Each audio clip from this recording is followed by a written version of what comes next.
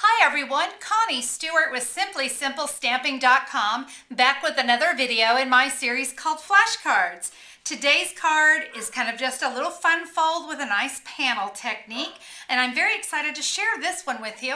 In fact, I'm going to be showing you two different ways to make this card. So let's go ahead and get started. As always, I'm going to start with my flashcard pieces. I'm using Basic Black and Whisper White as my flashcard template.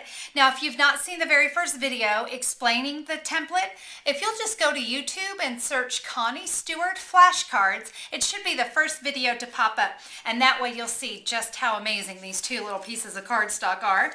My card base is Tempting Turquoise. That is 11 inches by 4 1/4. I've scored that at 5 1/2 and 2 3/4.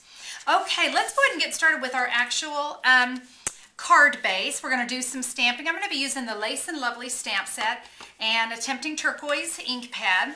The first thing I want to do is stamp the inside of my card, the one with the extra score line on it. So we're just going to randomly stamp on there. Now what I want to do is I want to come along and give a nice little border on this edge.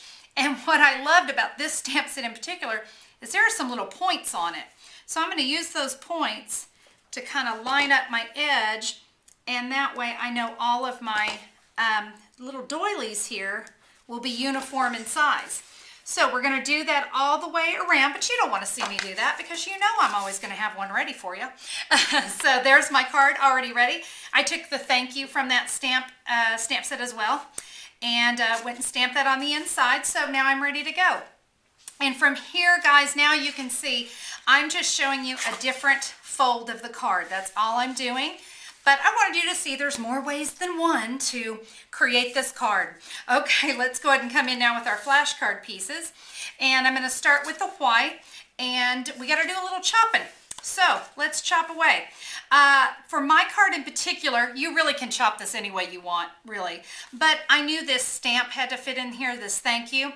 So I went ahead and cut this off at 2 3/4 inches. So it's going to be 2 1/2 by 2 1/4. What did I say? Anyway, that is 2 1/4. I think I said something else. 2 1/4 by 2 1/2. My remaining piece, I'm going to cut 3/4 of an inch off of that. That's where my thank you will go, leaving me a 1 3/4 inch square. All right, so like I said, you can cut it any way you want, but for this card in particular, that's what I needed to do. So we've got those pieces already cut, and of course, you know me, through the magic of television, already stamped and ready to go.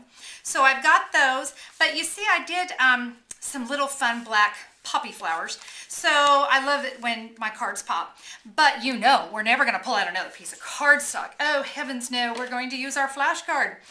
But as you can see with this card, some of this is showing. We would not want our punched flowers to come out of there. No, no, no, that would be so tacky. So we want to make sure on this particular card, we want to do all our punching up in here so it's not seen. But because my card is going to be going the opposite way, I need to make sure I'm punching in here. So what I want to do is bring in my pieces and count how many flowers I need. 1, 2, 3, 4, 5, about 6 I think is all I'm going to need for this one. So let's come in making sure I'm not going to hit those edges, because you know we're going to be